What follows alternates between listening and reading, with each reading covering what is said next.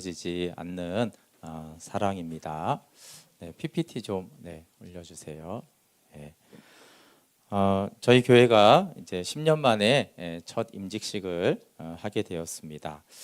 2013년 12월 30일인지 31일인지 11시에 이제 송구영신 예배를 드리면서 그래서 개척한 지 이제 9년 11개월이 되었습니다.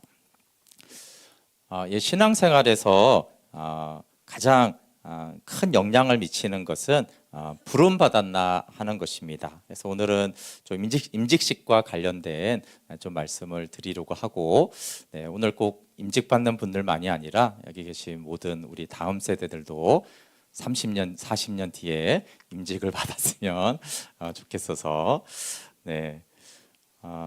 신앙생활에서 굉장히 중요한 한 가지가 있는데 그것은 내가 부름을 받았나 내 선택인가 하는 것입니다. 이것은 이제 신학에서도 굉장히 중요한 영역인데 그렇지 또 둘 다 중요하긴 합니다. 그렇지만 나의 선택도 너무나 중요하지만 내가 부름 받았다라고 하는 것이 신앙생활에 영향을 미치고 중요합니다. 생각해 보세요. 내가 믿어서 구원받았다. 그러면은 믿음이 너무 충만할 때는 너무 좋은데 안 믿어지면 구원이 불안해집니다. 그렇잖아요. 그리고 내가 너무나 잘 믿어서 내가 이렇다. 그러면 또 이제 자기 의가 되어져서 교만합니다. 근데 하나님이 나를 불러서 구원하였다 그러면은 하나님이 나를 부르셨다는데 그것이 이제 구원의 확신과 안정감을 주고 또 내가 무언가를 잘해도 주님이 나를 불러서 그렇게 세워주신 것이니까 우리가 겸손하고 은혜 안에 거할 수가 있습니다. 그래서 오늘 임직을 받을 때도 사실 두 가지가 함께 있는 것은 사실입니다. 내가 선택한 것인가, 내가 순종하기로 한 것인가, 하나님의 부르심인가라고 했을 때 그렇지만 하나님의 부르심이다라고 받을 때 하나님이 끝까지 견인해 가시는 것들을 알 수 있습니다. 부모 자녀도 마찬가지입니다. 부모가 자녀를 한번 생각해 보세요. 이 자녀를 하나님이 주셨다. 그러면은 하나님이 키우는데 나는 통로가 되자라는 쪽으로 되는 거예요. 근데 내가 낳았다. 그러면 네 책임이다 이렇게 되잖아요, 그렇죠? 얼마나 부담스럽습니까? 그러면 내 책임이라는데 교회와 셀도 마찬가지입니다. 하나님이 인도했다 그러면은 기쁘게 참여할 수 있는데 내 선택이다 그러면 마음이 왔다 갔다 하고 일터와 학교조차도 마찬가지입니다. 하나님이 여기로 인도했구나. 그래서 하나님께 감사함으로 그곳에 있을 수 있지만 이거 내가 선택했다 그러면 내가 잘 선택한 거야, 못한 거야, 다른 선택을 해야 되는 거야. 계속 이렇게 마음이 왔다 갔다 하면서 그 일을 오히려 성실하게 기쁘게 하지 못합니다. 그럼 그래서 목회자나 선교사가 될 때 여러 가지 자질이 사실은 필요하지 않습니까? 그렇죠? 그렇지만 딱 한 가지를 물어보면은 주님이 부르셨냐 이걸 물어봅니다. 주님이 나를 부르셨는가? 주님이 당신을 불렀습니까? 왜 이 부르심이 중요하냐면 부르심이 있으면 부족한 것들이 채워지는 걸 알기 때문에 그래요. 우리가 다 부족하잖아요, 그렇죠? 근데 은사가 부족하든 능력이 부족하든 성실함이 부족하든 뭐가 부족하든 그 부르심이 있으면은 하나님이 부르신 자에게 채워줄 것이라는 것을 믿기 때문이고 끝까지 믿음으로 가게 하는 힘이 되어집니다.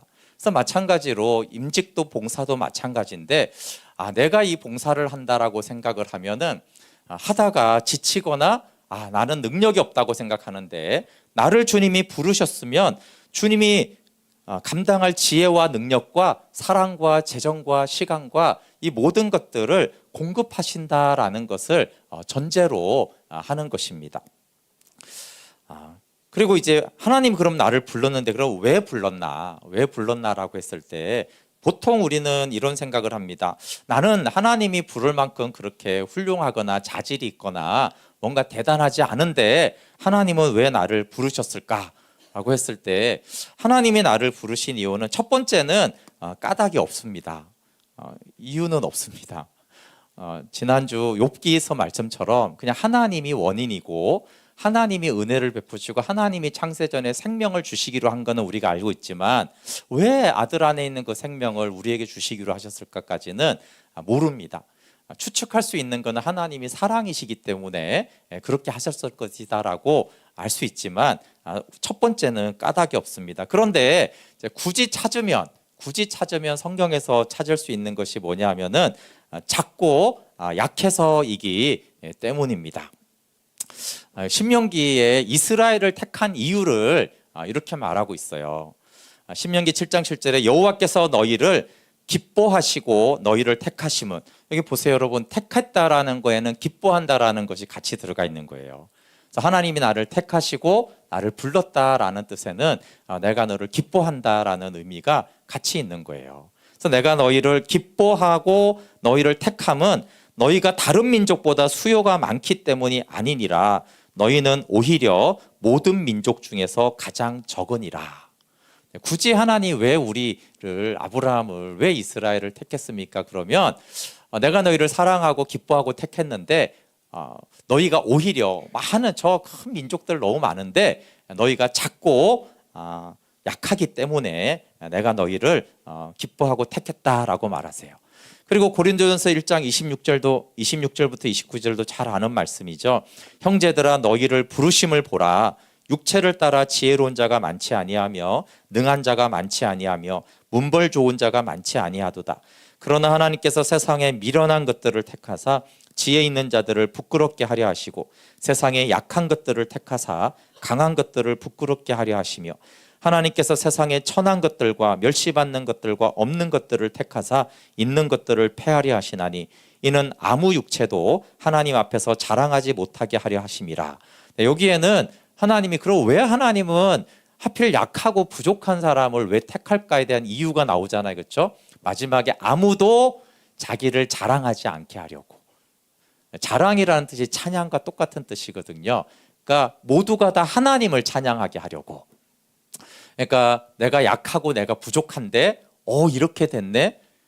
내가 잘나서가 아니라 하나님이 나를 택하시고 부르시고 사랑하시고 공급하셔서, 그래서 하나님을 자랑하고 하나님을 찬양하게 하려고 하나님이 약하고 천하고 미련한 자들을, 부족한 자들을 하나님이 택하셨다라고 말씀하세요. 네. 그 왜 나를 택하셨는지를 알겠죠. 네, 내가 약하기 때문이고 나를 통해서 일하신 그 주님이 내가 했다라는 말을 할 수 없고 하나님이 하셨다라는 말을 하게 하려고 의도적으로 그렇게 연약한 자들을 하나님이 택하신다라고 말씀하세요. 모세를 통해서 알 수 있죠. 모세라는 한 사람의 인물이 40세와 80세 다르잖아요. 그렇죠?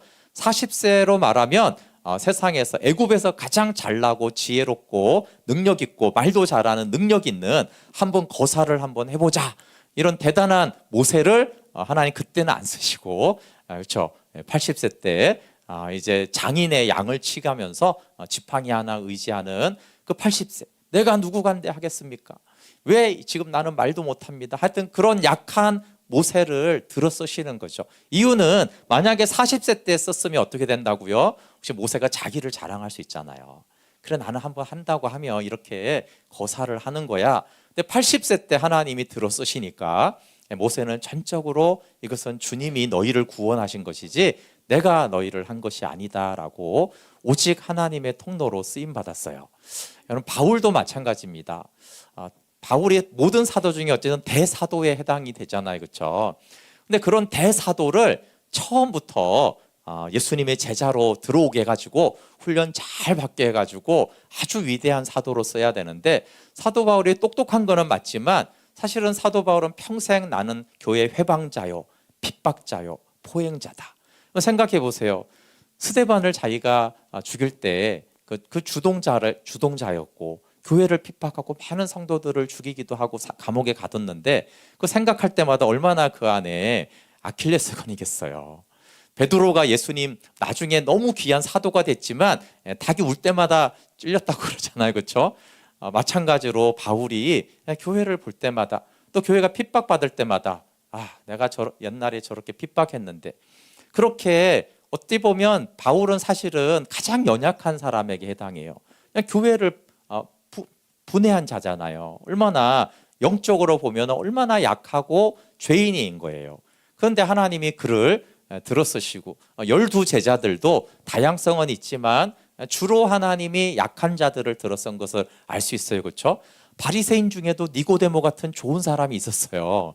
그런 니고데모 같이 아주 학벌도 좋고 똑똑하고 능력도 있고 그런 사람을 제자로 불러가지고 훈련시키면은 얼마나 더 탁월하게 되겠어요. 근데 하나님은 대부분의 그 갈릴리에 거기에는 세리도 있고 어부들도 있고 이런 사람들을 들어 쓰셨어요. 그래서 꼭 그런 건 아니지만 하나님이 왜 나를 불렀을까라고 했을 때 거의 많은 것은 네가 약하고 부족해서 그렇다.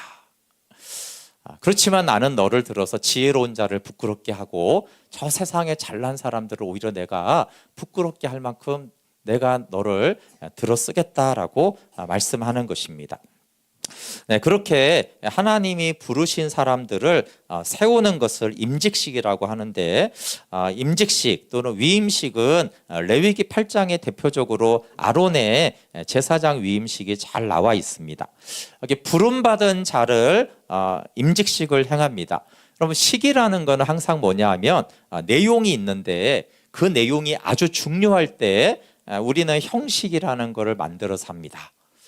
그러니까 중요할수록 그러니까 인생사에서 결혼식과 장례식을 중요하게 여기는데 왜 그러냐 하면 그 내용과 의미가 중요한 거예요. 그러면 우리는 식이라는 것을 통해서 이 내용이 굉장히 중요하고 의미가 있는 것입니다라는 것을 식으로 표현합니다. 그러니까 모든 것을 식을 하진 않잖아요. 그렇죠? 학교 같은 경우도 입학식 졸업식은 하는데 매일 수업 때마다 식을 하지는 않습니다. 그러니까 의미가 있을 때 식을 하는 거예요. 근데 이제 교회에서 모든 성도들이 행하는 것은 이제 세례식과 성찬식이에요. 그래서 이 식이라는 것은 여러분 그냥 식이야 지루해 이게 아니라 식은 중요해서 하는 거예요. 안 중요하면 식을 하지 않습니다. 그렇지 않습니까? 그래서 식을 한다라는 거는 굉장히 중요하다고 하는 것이구나. 이것을 통해서 뭔가 하나님이 하실 일들이 굉장히 크구나라고 오히려 생각을 해야 되는 거예요. 네. 근데 이제 또 그 중에 하나가 임직식이라는 것을 이제 교회에서 합니다. 그러니까 이 식이라는 것은 형식이지만 굉장히 의미가 중요하고 임직이 중요하기 때문에 임직식이라는 형식으로 실제가 되게 합니다. 근데 레위기 8장 3절부터 5절에 보면은 임직식을 할 때 두 가지를 하는데 온 회중을 모으라고 그랬어요. 그래서 이제 임직식에는 임직자들도 있지만 성도들에게 이렇게 물어보고 하는 게 있는데 왜냐하면 이게 온 회중을 모아서 그 회중들의 동의와 기도와 그 안에 세움 받았다라는 것을 함께 하라고 했어요. 그 두 번째는 장소를 말할 때 회막문 앞, 성막 앞에서 하라고 그랬어요. 그러니까 하나님 앞에서 행해야 되고 온 회중 앞에서 행하라고 그렇게 명하셨거든요. 그리고 이제 임직식의 방법이 아주 중요합니다. 임직식의 방법은 한마디로 말하면 아론과 아들들을 이스라엘의 지도자로 제사장으로 세우는데 아기처럼 대우한다. 이렇게 보면은 딱 맞습니다. 그래서 8장 6절에 보면 데려다가 씻깁니다. 데려다가 씻긴다. 이런 표현은 아기들한테만 쓰는 표현이에요. 그렇지 않습니까? 야, 어른 저 집사님을 데려다가 씻겨. 이런 말을 안 쓰잖아요. 그렇죠? 예. 유치원이나 그 이하에게만 쓰는 용어인데 지금 아론이 83세예요. 나라의 지도자고 근엄한 할아버지 어르신입니다. 그리고 123세까지 살았으니까 정정합니다. 그런데 데려다가 씻기라는 거예요. 그리고 옷을 입혀주는데 옷도 저기 보면 이제 벗었잖아요. 그렇죠? 사실은 속옷부터 겉옷까지 옷을 다 입혀주는 거예요. 누구 옷을 입혀줘요? 여기 혹시 누가 입혀줘서 옷 입고 나온 분 계세요? 근데 이제 아기는 저 잠옷이라는 있을 수 있단 말이에요. 그렇죠? 입혀주는 거죠. 입혀줘야 돼. 그리고 이제 금패 여호와께 성결이라고 쓴 관을 그것도 씌워줍니다. 그래서 이런 씌워주는 모든 행위들은 뭐냐 하면 아기처럼 하는 거예요. 그래서 이제 임직식 때도 우리 장로님은 가운을 입혀주는 거예요. 자기가 입는 게 아니라 입혀주는 것을 말합니다. 왜냐하면 이제 하나님이 그렇게 하시기 때문에 하나님 앞에 어린아이로 다시 태어나는데, 제가 로드십 때 하는 말인데, 여러분 건강한 청년을 모아다가 아기처럼 대하는 곳이 이제 군대를 가면 신병훈련소라는 것이 있는데, 신병훈련소에서 뭐 하나를 이렇게 보면은 아기 취급을 합니다. 그래서 신병훈련소에서 제일 중요한 건 총 쏘고 수류탄 던지고 이런 게 아니고 걷는 걸음, 이불 개는 법, 말하는 법.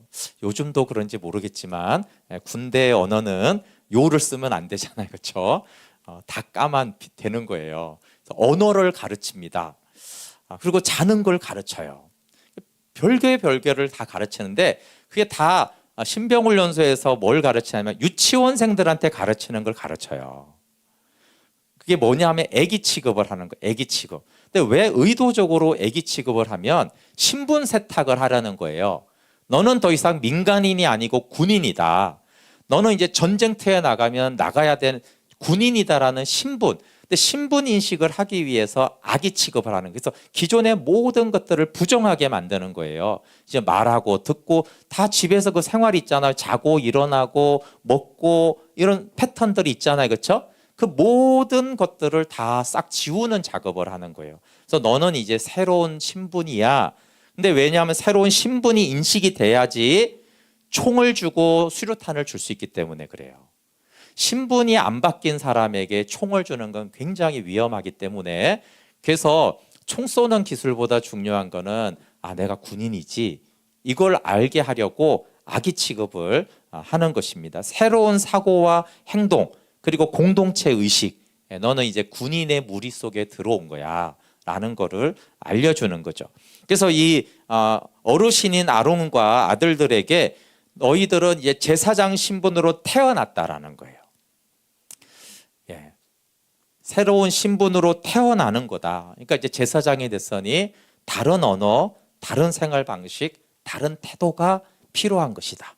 기존에 하던 대로 제사장 직분을 하는 게 아니라 이제 하나님 앞에서 어린아이처럼 하나님의 말씀과 뜻을 배워가면서 이제 제사장 직분을 해야 된다라고 하면서 하나하나 해야 된다라고 하는 거예요. 이것이 임직식의 방법입니다. 그러면서 이제 봉사할 수 있는 기름을 붓습니다. 8장 10절 11절에서 모세가 관유를 가져다가 성막과 그 안에 있는 모든 것에 발라 거룩하게 하고, 또 제단과 7번 뿌리고, 또 그 제단과 그 모든 기구와 물두멍과 그 받침에 발라 거룩하게 하고.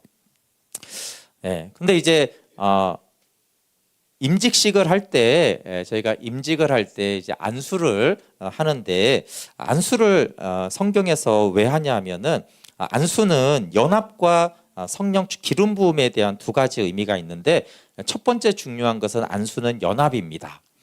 구약의 제사에서 가장 중요한 것이 양을 잡아 드리는 거잖아요, 그렇죠? 근데 양을 이렇게 가져다가 와가지고 잡아서 제사 드리면 그건 예배가 아닙니다. 양을 가져다가 해야 되는 첫 번째는 와서 제사장 앞에서 안수하는 거예요, 그렇죠? 안수. 만약에 이게 양이면 양의 머리에다가 안수를 하는 거예요. 왜 안수를 합니까? 대표적으로 이 양과 내가 하나가 됐다라는 의미예요. 그러면 하나가 되면 내 죄가 이 양에게 옮겨진다라는 뜻입니다. 그래서 정가가 돼요. 하나가 돼.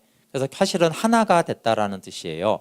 그래서 하나가 됐기 때문에 죄인인 나와 이 양이 안수로 하나가 됐기 때문에 이 양은 이제 죄죠. 이 양이 죄인이에요. 그래서 이 죄의 삭선 사망이기 때문에 양을 죽이는 이유는 이 양이 이제 죄를 전가받아서 죄가 됐기 때문에 죄는 죽여야 되거든요. 그래서 이 양을 죽이는 것입니다. 그러면 누가 죽은 거예요? 양이 죽은 거예요? 아니죠. 내가 죽은 거예요. 내가 죽기 위해서 나와 연합된, 나와 하나가 된 이 양이 죽은 거예요.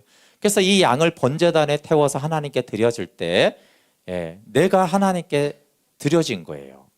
십자가를 말하잖아요, 그렇죠? 예수님이 나와 연합되었기 때문에 내 죄가 예수님께 전가가 되고, 그래서 거룩하신 예수님이 죄가 되셨기 때문에 예수님은 십자가에서 죽으셨다라는 거예요. 근데 그것을 하는 통로가 안수라는 거예요. 머리에 손을 얹어서 기도를 할 때 연합이 됐기 때문에 죄가 정가가 되어집니다. 그래서 이제 임직식을 하는 방법이 이제 안수를 하는 거예요.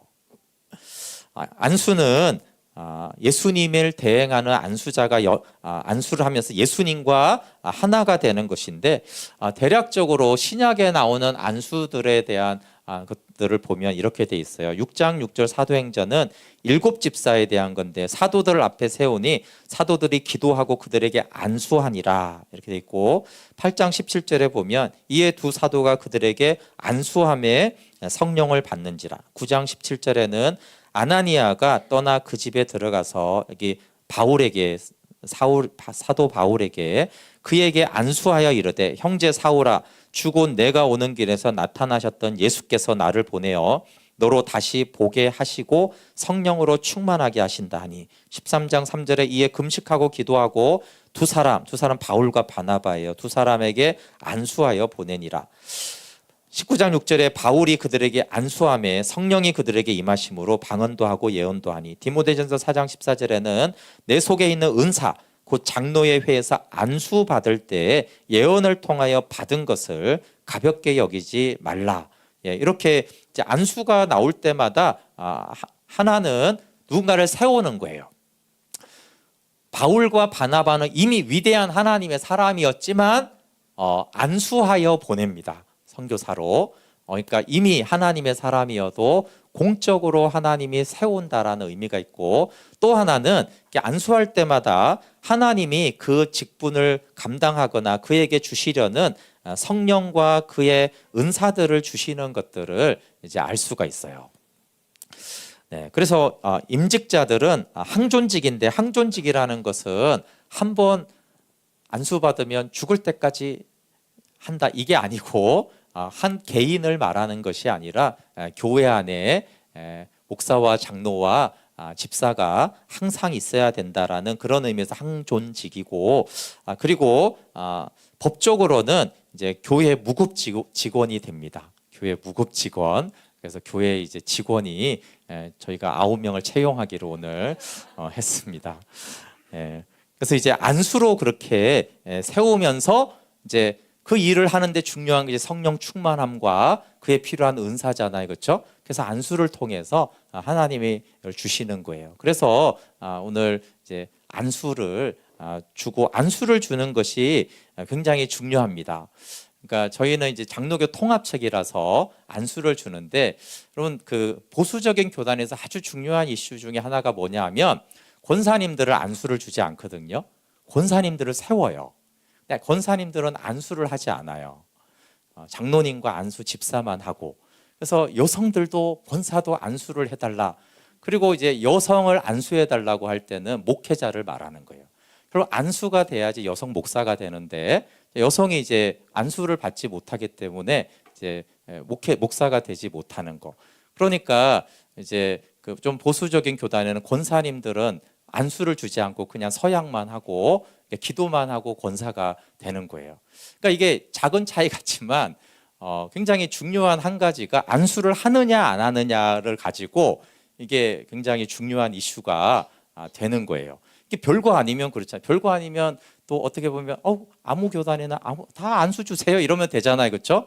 근데 안수라는 게 너무 중요하기 때문에 당연히 저는 줘야 된다고 생각하지만, 근데 어떤 교단에서는 안수를 어떻게 여성에게 안수를 줄 수 있느냐 이렇게 생각을 하는 사람들이 있다라는 찬반을 제가 말하는 게 아니라, 안 중요하면 이런 논란 자체가 없잖아요. 그렇지 않습니까?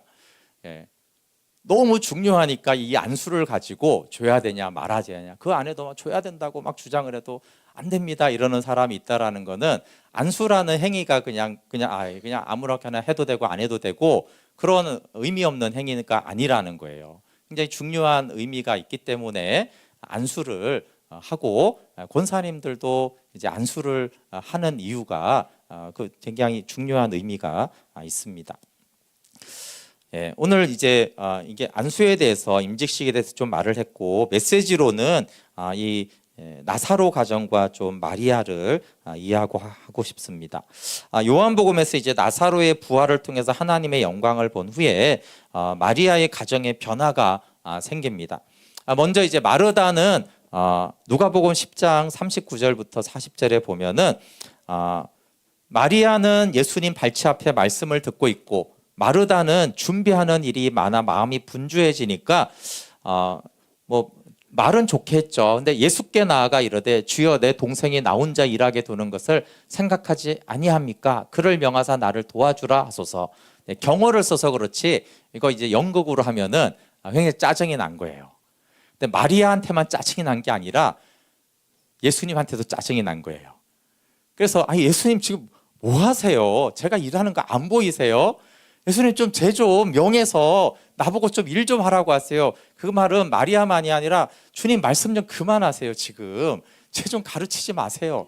지금 일해야지. 지금 예수님 혼자 온 게 아니라 지금 12명 남자들 지금 몇 명이 지금 왔는데 지금 계속 그렇게 앉아만 있으면 되겠습니까? 이렇게 막 이렇게 불평을 하는 것입니다. 그런데 부활 후에 나사로 부활 후에 보면 요한복음 12장 2절에 보면 거기서 예수를 위하여 잔치를 하니까 이제 더 큰 잔치가 일어났어요. 일은 더 많은데 마르다는 일을 하고 나사로는 예수와 함께 앉은 자 중에 있더라. 마리아는 뭐 하고 있었어요? 마리아는 이날도 일을 안 했어요. 마리아는 일 안 하고 뭐 했어요? 향유 옥합을 준비하느라고. 근데 어쨌든 마르다 입장에서는 아니 쟤는 전에도 일 안 하더니 지금 또 잔치인데 잔치에 더 많이 일했는데 쟤는 또 어디 간 거야? 이러고 이제 짜증날 수 있는데 마르다가 불평하지 않았어요. 즉 자기 주장 의지가 없는 거예요. 열심히 봉사를 하는데 자기 주장 의지가 없고 성령으로 봉사를 합니다. 그 나사로는 전에는 없었는데 예수님 앞에서 앉아서 교제를 합니다. 네, 오늘의 주인공인 마리아는 전에는 주님 발치 앞에 앉아서 말씀을 들었어요. 생명을 얻었는데 근데 이제 나사로가 부활한 것을 통해서 영광을 봅니다. 그리고 이제 옥합을 깨트리는데 12장 3절 그 앞에 한번 같이 읽어볼게요. 나사로의 부활 사건이 왜 일어났냐 하면은 12장 3절 읽어볼게요. 시작. 마리아는 지극히 비싼 향유 곧 순전한 나드 한 근을 가져다가 예수의 발에 붓고 자기 머리털로 그의 발을 닦으니 향유 냄새가 집에 가득하더라. 네, 먼저 이렇게 향유옥합을 깨트리잖아요. 그렇죠? 11장 40절 한번 같이 읽어볼게요. 11장 40절 시작.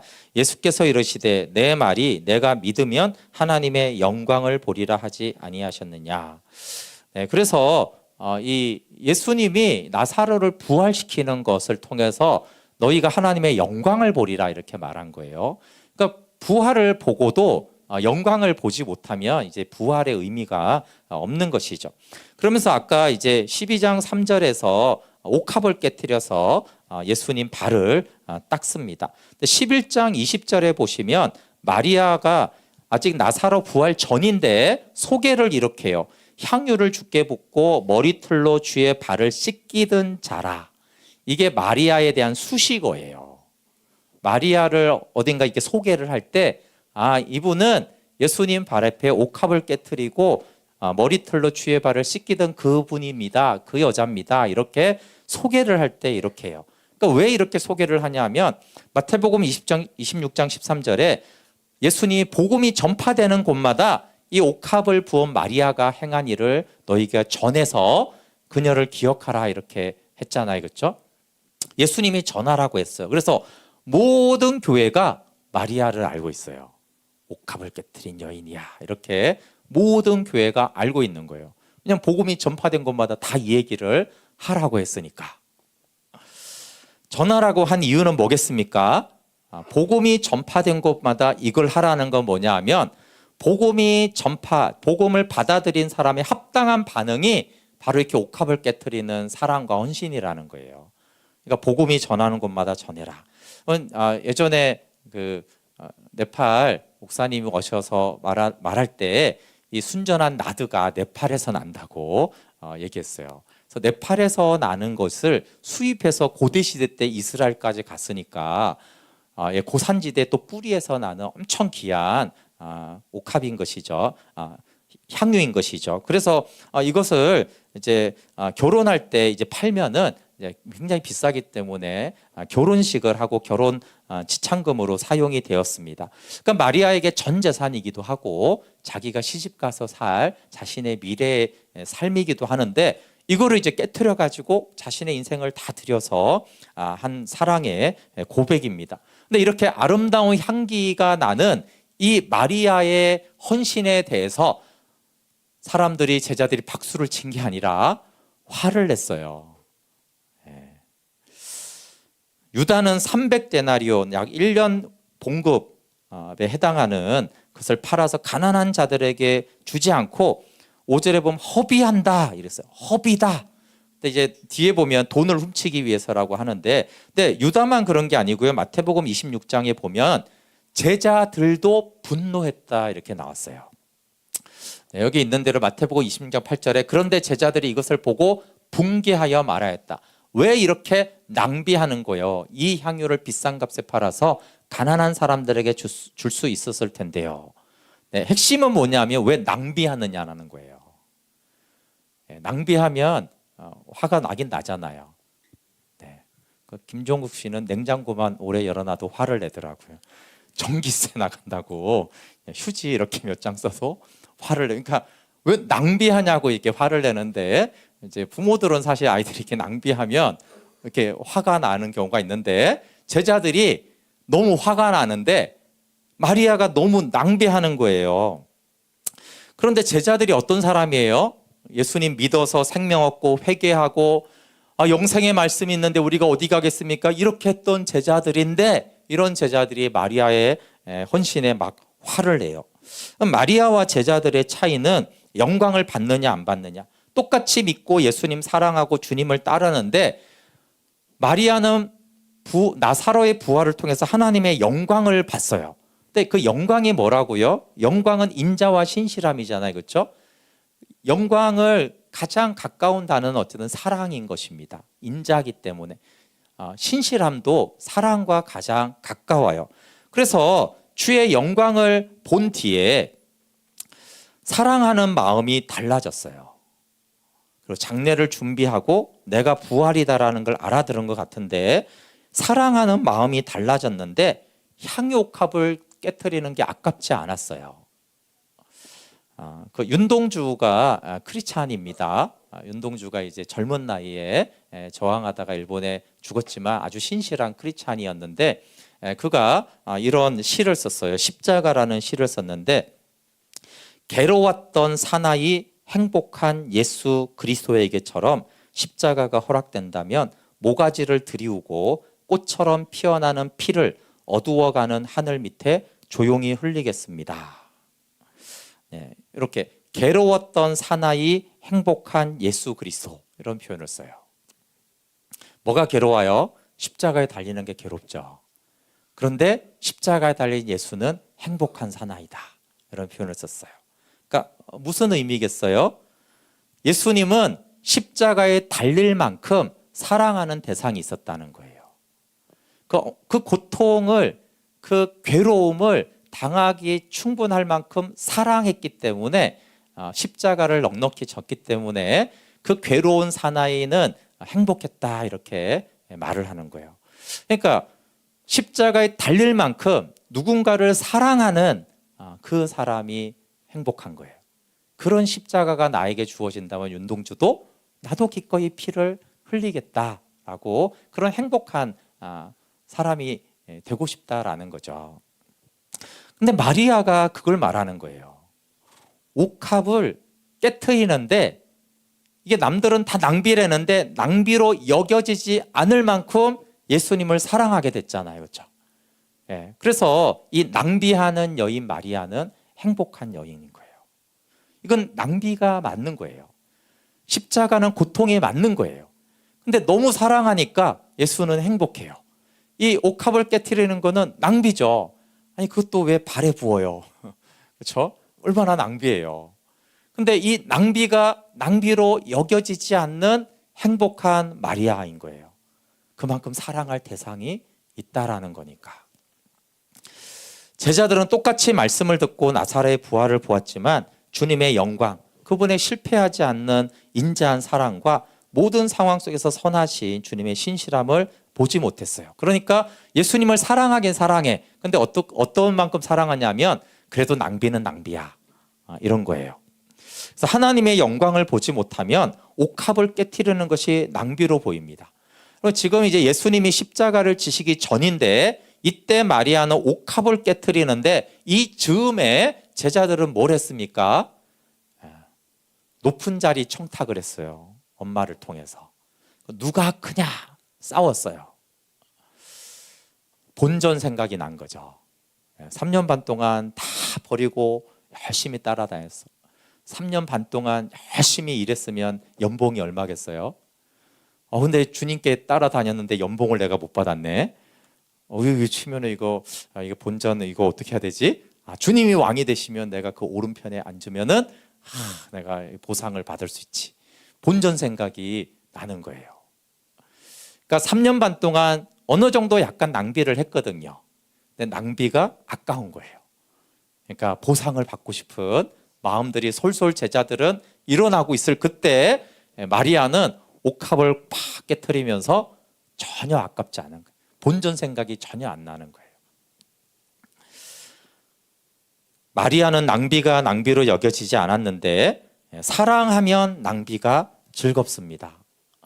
그리고 사랑하는 만큼 낭비하게 되죠.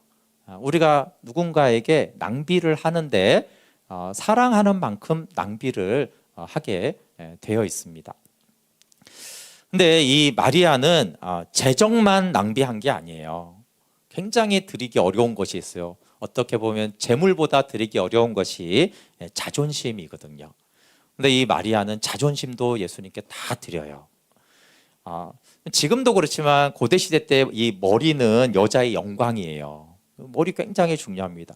그래서 지금도 히잡을 쓰는 것 중에 하나가 머리를 남자들한테 아예 보여주지 않잖아요, 그렇죠? 그러니까 머리가 영광이에요. 근데 이게 발을 씻겨주는 거는 누가 하는 일이냐면 노예들 중에서도 가장 낮은 노예가 발을 씻겨주는 거예요.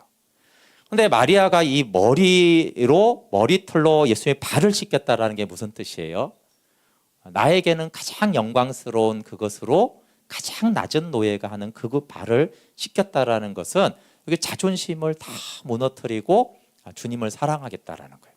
그러니까 너무 사랑하니까 온 소유를 낭비로 다 재물을 깨트릴 뿐만 아니라 그리고 사람들에게 가장 중요한 게 이 자존심인데 이 자존심도 나는 너무 사랑해서 다 깨트리고 자존심을 다 깨트리면서 주님께 쏟아 붓는 거예요. 너무 사랑하니까 이런 게 이제 중요하지 않은 것이죠. 그래서 예수님이 이거를 너무나 기뻐하셨어요. 오죽하면 복음 전파와 함께 말하라고 하겠어요. 이게 마가복음 14장 9절에 내가 진실로 너에게 이르노니 온 천하에 어디서든지 복음이 전파되는 곳에는 이 여자가 행한 일도 말하여 그를 기억하라. 그럼 예수님이 공생애 중에 기뻐한 게 많죠. 믿음을 칭찬한 것도 있어요. 근데 거의 확실하게 공생애 동안 가장 예수님이 기뻐한 사랑이 이 사랑인 게 맞아요. 그렇잖아요, 그렇죠? 얼마나 기뻤으면 야, 복음 온 천하에 복음이 전하려 되는데 그 온 천하에 이 여자가 행한 것을 너희가 전해야 돼. 얼마나 기뻤으면 그랬어요. 그래서 예수님이 정말 가장 기뻐한 사랑이 뭐냐면 낭비가 낭비로 여겨지지 않는 사랑이에요. 근데 이건 사실 우리도 똑같죠.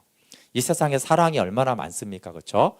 근데 우리가 이 사랑은 너무 좋다라는 사랑은 뭐냐면 저 사람이 낭비를 나한테 하는데 낭비라고 여기지 않는 거예요. 너한테 줄 수 있어서 내가 너무 감사하다 이렇게 말하는 그 낭비적인 사랑을 사실은 우리도 가장 기뻐합니다. 그래서 예수님을 가장 잘 섬기는 사람이 누구인지를 알 수 있어요. 누구예요? 누군가가 옆에서 화내는 거예요. 야, 그건 낭비야. 그렇게까지 믿으면 안 돼. 그렇게까지 하나님께 드리면 안 된다니까. 생각 좀 하면서 해. 이런 말을 들으셨으면 주님을 잘 섬긴 거예요. 마리아처럼. 그렇죠? 특히 누구한테? 제자들한테.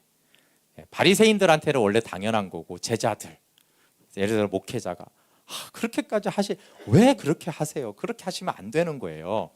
제자들이 그러면은 진짜 이제 내가 그래도 마리아를 좀 닮아가는가 보구나. 주님을 정말 잘 섬기는가 보구나. 여러분, 이 근거는 십자가가 너무 지나친 낭비이기 때문에 그렇습니다. 생각해 보세요. 어떻게 창조주 예수 그리스도를 십자가에서 죽여서 나 같은 죄인을 구속한다라는 것은 영원부터 영원까지 가장 큰 낭비입니다. 비유가 안 돼요. 100조를 가져다가 똥덩어리를 샀다. 이거보다 더한 사건인 거예요. 왜 아들을 통해서 지옥 가게 마땅한 죄인을 타락한 자를 왜 구속하냐는 거예요. 구속은 샀다라는 거잖아요. 100조를 가져다가 왜 똥덩어리를 사냐고요. 그것처럼 낭비는 없는 거예요. 찬송가 151장에 만왕의 왕 내 주께서 왜 이 벌레 같은 나를 위해서 왜 그 보혈을 흘렸나. 너무 낭비라는 거예요. 보혈을 흘릴 때는 그만한 가치가 있는 것을 흘려야 되는데 왜 벌레를 위해서 보혈을 왜 흘렸냐는 거예요. 너무 낭비잖아요. 여러분, 하나님의 향유옥합은 하나님의 아들 예수 그리스도이십니다. 그냥 상상을 해보면 아버지가 아들을 십자가에 내놓을 때, 옥합을 깨뜨릴 때 천사들이 제자들처럼 화를 낼 수 있어요. 아니, 하나님 저것 너무합니다. 저 죄인들을 위해서 왜 우리의 주이신 아들이 왜 십자가에 달려야 됩니까? 천사들이 막 데모를 했을 수도 있어요. 하나님, 저거는 부당한 것입니다. 너무 지나칩니다. 저 인간들을 사랑하는 것까지는 좋지만 저렇게까지 하는 거는 저거는 해서는 안 되는 일입니다. 너무 심한 낭비입니다. 하지 마십시오. 이렇게 했을 수 있잖아요. 영원부터 영원까지 가장 큰 낭비가 있다면 십자가입니다. 그런데 여러분, 하나님 아버지는 십자가의 죽음을 조금도 낭비라고 여기지 않았어요. 왜 그래요? 너무너무 사랑해서 그래요. 로마서 5장 8절에 우리가 죄인 되었을 때 하나님께서 우리를 사랑하심으로 아들을 죽이셨어요. 그래서 하나님의 사랑이 어떤 사랑인지를 보여줬는데 하나님의 사랑이 낭비하는 사랑인 것을 보여줬어요. 그냥 똑같은 사랑이 아니라 낭비하는데, 근데 로마서 8장 30절에 놀라운 말씀이 있어요, 여러분. 근데 자기 아들을 아끼지 아니하고 우리 모든 사람을 내어주시니까 어찌 그 아들과 함께 모든 것을 우리에게 주시지 않겠느냐. 예수님 십자가에 죽어서 그 구속으로 보혈로 우리를 살 때 하나님이 아깝지 않았대요. 이 말 굉장히 놀라운 말입니다. 어떻게 안 아까울 수가 있어요? 그 하나님을 죽여서 죄인을 사야 되는데 어떻게 안 아깝냐고요. 원래 아까워야 정상이잖아요. 근데 하나님은 안 아까웠대요. 왜 안 아까워요? 너무 사랑하니까 안 아까워요. 근데 마리아가 이걸 조금 안 거예요. 그래서 옥합을 깨트리고 자존심을 탁 깨트리면서 안 아깝다는 거예요, 자기는. 근데 주변에서는 다 화가 나가지고 그렇게 낭비하면 안 된다고. 그렇게 함부로 그렇게 헌신하면 안 되는 거라고. 생각하면서 드려야지. 좀 생각하면서 헌신도 해야지. 생각하면서 좋은 일도 해야지. 왜 그러냐고 하는데 마리아는 안 아까운 거예요. 근데 그것이 하나님이 아깝지 않다라는 거예요. 마리아처럼 깨트린 것이죠. 성경의 많은 비유들은 이 낭비하는 사랑을 설명하려고 해요. 낭비가 낭비로 여겨지지 않았다는 거예요. 탕자의 비유에서 맏아들이 하는 말은 뭐예요? 낭비라는 거예요, 한마디로. 저 자식한테 그냥 밥 한 끼 정도는, 밥 한 공기 정도는 저도 용납할 수 있습니다, 아버지. 근데 송아지는 아니죠. 그래서는 안 되는 거예요. 그건 너무나 낭비된 거예요. 라고 사실은 화를 내는 거거든요. 1만 달란트 비유도 마찬가지예요. 100데나르는 안 갚다고 막 멱살 잡고 감옥에 가뒀어요. 근데 1만 달란트를 탕감해 줬어요. 그게 무슨 말이에요? 낭비라는 거예요. 하나님의 용서는 너무 낭비적인 용서를 한다는 거예요. 용서를 해줘도 봐가면서 용서를 해줘야 되는 거잖아요, 우리의 상식에. 그렇습니까? 않습니까? 아무나 용서하면 안 되는 거잖아요, 원래. 봐가면서 또 한 태도를 보고 용서해줘야지. 근데 1만 달란트와 100데나로의 비유는 뭐냐면 하나님의 용서가 너무 낭비적이라는 거예요. 사랑을 말하는 것이죠. 그럼 근데 우리가 정죄를 자꾸 받고 하나님께 담대히 나가지 못하고 헌신하지 못하고 제자들처럼 드리는 게 아까운 이유를 잘 생각해 보면 십자가조차 낭비로 여기지 않는 그 사랑을 잘 몰라서 그래요. 하나님이 낭비로 나를 얼마나 사랑했는지 잘 모르니까, 계산적이니까 자꾸 정죄를 당하고, 계산적이니까 우리는 담대히 하나님께 나가지 못해요. 계산적이라서 하나님께 드리는 게 아까운 거예요. 근데 하나님은 어떻다고요? 하나님은 계산하지 않는 낭비를 하셨다고. 그냥 너무나 큰 낭비, 전혀 계산하지 않고 아깝지 않게 줬는데 우리는 자꾸 계산하는 사랑을 하는 거예요. 그럼 나도 용납할 수 없는 나를 하나님이 용납하는 이유가 뭐냐면, 잘 생각해보세요. 내가 나를 못하는 이유가 뭐냐면, 가장 이기적인 나도 나를 사랑하는데 한계가 있어요. 그래서 어느 이상 되면 내가 나를 용납하지 못해요. 그런데 하나님이 나를 용납해요. 왜 그래요? 하나님은 나를 사랑하는데 계산과 한계가 없어요. 그래서 너무 지독히 악해도 그래도 나를 용납해요.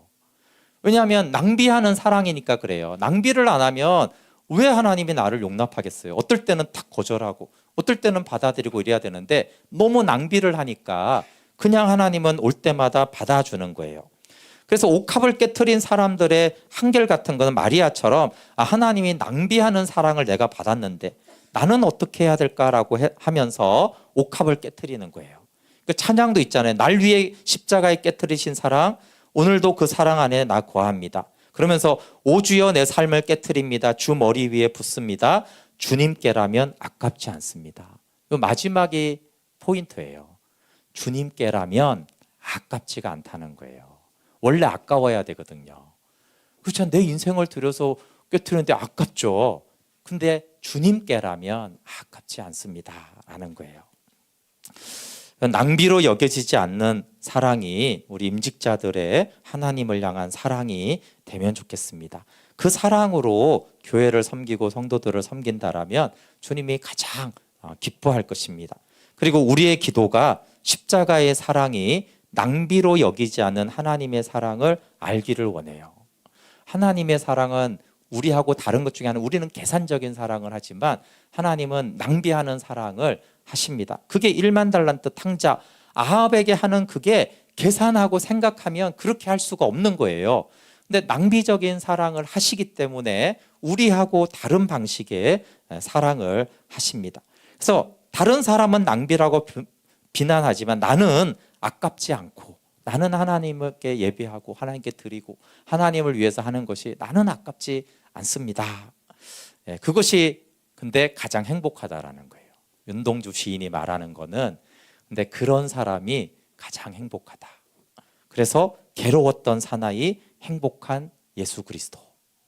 나도 그런 행복자가 되면 좋겠다. 괴로움을 나는 당하는, 그것이 이제 민족을 위해서 당하든 예수님을 위해 당하든, 근데 그렇게 너무 사랑해서 괴로움이 행복한 그런 십자가를 질 수 있다라면 그보다 행복한 사람이 누가 있느냐라고 말하는 거예요. 그래서 윤동주 시인은 우리가 생각하는 뭔가 잘 되는 그런 행복이 아니라 십자가를 지는 그 예수가 가장 행복한 자다라고 말하는 거예요. 왜요? 그만큼 사랑할 대상이 있으니까. 그만큼 사랑할 대상이 있는 사람보다 행복한 사람은 없다. 근데 예수님이 하나님도 아버지도 그렇게 사랑했지만 저와 여러분을 사랑했기 때문에 십자가에 달리셨잖아요.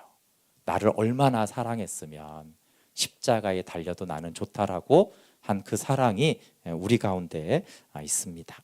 우리 함께 같이 오늘 기도하고 마치겠습니다. 다 같이 좀 기도할 때 우리 자신과 우리 또 임직자를 위해서 좀 기도하면 좋겠습니다. 하나님, 괴로웠던 사나이 행복한 예수 그리스도처럼 사실 섬김이라는 것은 괴로운 것입니다. 드림이라는 것에는 괴로움이 있습니다. 근데 그 낭비가 기쁘고 즐겁고 행복한 예수 그리스도의 그 길을 가게 해 주십시오. 십자가에 죽을 만큼 사랑하는 대상이 있었던 예수님, 저도 예수님을 그렇게 사랑하기를 원합니다. 함께 같이 기도하겠습니다. 하나님, 마리아가 옥합을 깨트립니다. 자신의 자존심을 다 깨트립니다. 낭비가 맞습니다. 누가 봐도 낭비입니다. 그런데 예수님의 사랑을 보았던, 그 십자가의 사랑을 알았던 마리아만은 하나님 전혀 아깝지 않았습니다. 그 비싼 옥합을, 그렇게 지켰던 자존심을 다 깨트려도 전혀 아깝지 않았습니다. 그런데 하나님이 먼저 독생자 예수 그리스도를 십자가에 깨트리시면서 내가 아깝지 않다, 너희를 구원하기 위해서라면, 너희를 내 자녀 삼기 위해서라면, 너희를 내 신부 삼기 위해서라면 나는 아깝지 않다 말씀해 주셨습니다. 하나님, 우리가 어떠한 사랑을 받았는지를 알게 해주시고, 하나님, 우리도 주님께라면 아깝지 않습니다. 주님, 다른 사람이 그거는 어리석고 그건 낭비고 그건 허비라고 하려도 주님께라면 아깝지 않습니다. 하나님, 이렇게 낭비해도 아깝지 않은 행복한 그리스도인이 되게 해주십시오. 오늘 임직받는 9분이 이렇게 행복하게 예수님을 사랑하고 행복하게 예수님을 섬기고 예수님을 기쁘시게 하는 주의 종들이 되게 하여 주시옵소서. 은혜를 찬양하고 감사합니다. 예수님, 마리아가 옥합을 깨트리고 자존심을 깨트린 것은 낭비가 맞습니다. 제자들과 유다의 말이 합리적입니다. 그런데 마리아는 이상하게 그것이 낭비로 여겨지지 않고 기쁘고 행복하고 즐겁습니다. 정말 예수님의 십자가 사랑은 낭비하는 사랑입니다. 그런데 그만큼 하나님을 사랑하고 우리를 사랑한 그 예수님은 행복하셨습니다. 옥합을 깨트릴 만큼 사랑하는 예수님이 있는 저희가 되게 해주십시오. 옥합을 깨트릴 만큼 사랑하는 예수님이 있었던 행복한 마리아처럼 우리도 그 십자가가 행복할 수 있을 만큼 하나님을 사랑하고 그 사랑이 우리 가운데 부어지게 해 주시옵소서. 하나님, 오늘 임직 감사 예배가 있습니다. 하나님, 우리 임직자들이 아까운 그 낭비가 즐겁고 기쁘고 주님께라면 아깝지 않습니다. 주님의 몸된 교회를 위해서라면 아깝지 않습니다. 그런 행복한 주님 안에 그리스도인이 되게 해 주시옵소서. 예수님의 이름으로 기도합니다. 아멘. 네, 교회 소식 전해드리겠습니다.